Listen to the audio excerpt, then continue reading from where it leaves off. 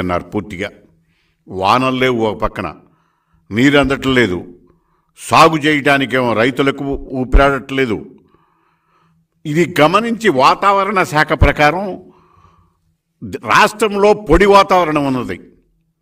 పొడి వాతావరణం సుమారు రాష్ట్రంలో 466 మండలాల్లో సెప్టెంబర్ ఆఖరి వరకు పొడి వాతావరణం కనిపిస్తుంది. 335 మండలాల్లో, అలాగే 119 మండలాల్లో, 12 మండలాల్లో డ్రెసైల్స్ వచ్చాయి, తక్కువ వచ్చాయి. ఇలా ఉన్నప్పుడు ఖరీఫ్ సీజన్లో, రబీ సీజన్లో ముందు జాగ్రత్తలు తీసుకోకుండా చేసినందువల్ల ఆహార ధాన్యాల ఉత్పత్తి పూర్తిగా తగ్గిపోయింది. రైతుల మీద, వ్యవసాయ కూలీల మీద, అలాగే ఉత్పత్తుల మీద, పంట వ్యవసాయ ఉత్పత్తుల మీద పూర్తిగా దీని ప్రభావం పడి రాష్ట్రంలో రైతాంగ వ్యవస్థ పూర్తిగా కుదేలైపోయింది. ఇలాంటి పరిస్థితి నుంచి దీన్ని ఎదుర్కొనాలి అంటే రాష్ట్ర ప్రభుత్వం యుద్ధ ప్రాతిపదిక మీదన చర్య తీసుకుని కరువు మండలాల్లో వెంటనే ఆదుకునవలసినటువంటి పరిస్థితి ఉంటే ఇదంతా మర్చిపోయి రాజకీయ సమావేశాల ద్వారా, ప్రతిపక్షాలను తిట్టడం ద్వారా, కేసులు పెట్టడం ద్వారా పూర్తిగా అభివృద్ధి నిరోధక వ్యవహారాల్లో కూరుకుపోయినటువంటి రాష్ట్ర ప్రభుత్వం కుంభకర్ణులాగా నిద్రపోతూ ఉంది. ఇది దీనికి తోడు అదనంగా రాష్ట్ర ప్రభుత్వం ఇటీవల కాలంలో ల్యాండ్ టైటిలింగ్ యాక్ట్ అని చెప్పేసి తీసుకువచ్చి పాస్ చేసింది. ఆ యాక్ట్ ద్వారా రైతులకు ఉన్నటువంటి భూములను సర్వే చేయాలనే మొత్తం యాక్ట్ ద్వారా భూములు సర్వే చేయాలని పెడుతూ సర్వేతో ఎవరెవరి భూములు ఎక్కడెక్కడ ఉన్నాయో ఐడెంటిఫై చేసి భూములను కొట్టేయటానికి, వాళ్ళ టైటిల్ కబ్జా చేయటానికి అన్ని రకాల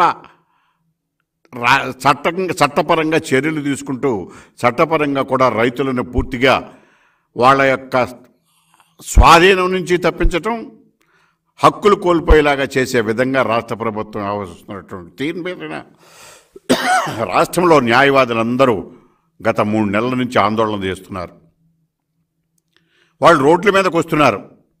న్యాయవాదులు వాళ్ళ కోసం కాదు, రాష్ట్రంలో ఇలాంటి చట్టం కేంద్ర ప్రభుత్వ చట్టాలకు వ్యతిరేకం, ప్రజాస్వామ్య స్ఫూర్తికి వ్యతిరేకం, రాజ్యాంగ వ్యతిరేకం, రాజ్యాంగంలో ఉన్నటువంటి ఫెడరల్ స్ఫూర్తిని ఇది ఉల్లంఘిస్తున్నది.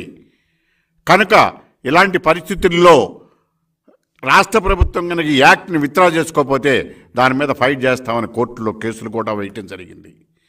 ఇలాంటి స్థితి నుంచి రాష్ట్ర ప్రభుత్వం యొక్క దౌర్భాగ్య పరిస్థితి నుంచి కోలుకుని రైతులను ఆదుకోలేని పరిస్థితులు వస్తే రైతాంగం మొత్తం వ్యవసాయ రంగం కూడా ఎందుకు పనికి రాకుండా నిర్వీర్యమైపోతుంది. వ్యవసాయ ఉత్పత్తులు కోల్పోతాయి, చివరికి ప్రజలకు జీవనాధారం కోల్పోతారు. ఇలాంటి పరిస్థితుల్లో ఉన్నాయి. రాష్ట్ర ప్రభుత్వం ఎన్నికల రాజకీయాలు మానుకుని దీనిపైన దృష్టి పెట్టి ఇప్పటికైనా నీటిపారుదల సౌకర్యం మీద దృష్టి పెట్టి కనీసం నీటిపారుదల ప్రాజెక్టులో మినిమం పంటలకు పనిపడే సాగునీరు నీటినైనా విడుదల చేయవలసినటువంటి పరిస్థితిలో అది కూడా చేయకుండా రాష్ట్ర ప్రభుత్వం వ్యవహరిస్తున్న తీరు వల్ల రాష్ట్రంలో రైతాంగం పూర్తిగా సంక్షోభంలో కూరుకుపోయింది. వీటి నుంచి రైతాంగాన్ని బయట కాపాడుకోవాల్సి వచ్చింది, కాపాడుకోవాల్సినటువంటి పరిస్థితులు వచ్చింది. ఇవన్నీ కూడా రైతాంగం గమనిస్తున్నారు. రైతులు బాగుపడాలన్నా, ఈ సంక్షోభం నుంచి బయటపడాలన్నా, రైతుల భూములు ఆస్తులు కబ్జా నుంచి బయటపడాలన్నా ఇవన్నీ చేయాలంటే ఒకే ఒకటి దేశ ప్రజలకు, ముఖ్యంగా రాష్ట్ర ప్రజలకు, ముఖ్యంగా రైతాంగానికి ఉన్న ఒకే ఒక ఆయుధం రేపొద్దున ఎన్నికల్లో రాబోయేటటువంటి 2024లో వచ్చేటటువంటి ఓటు ఆయుధం. ఈ ఓటు ఆయుధం ద్వారా జగన్మోహన్ రెడ్డి గారి ప్రభుత్వాన్ని, ఆయన యొక్క పార్టీని పూర్తిగా ఇంటికి పంపిస్తే తప్ప మళ్ళీ రైతులు ఈ సంక్షోభంలో నుంచి బయటపడలేరు. దీనికి ఇంకొక పరిష్కార మార్గం, అనేక సంవత్సరాల పాలనా అనుభవం కలిగినటువంటి సుదీర్ఘమైనటువంటి రాజకీయ అనుభవం ఉన్నటువంటి నారా చంద్రబాబు నాయుడు గారిని ఈ రాష్ట్రానికి ముఖ్యమంత్రి చేయటం ద్వారానే ఈ సమస్యల నుంచి, ఈ సంక్షోభం నుంచి రైతులు గట్టెక్కే పరిస్థితి వస్తుంది అని మీ ద్వారా ప్రజలందరికీ కూడా విజ్ఞప్తి చేస్తున్నా. Thank you.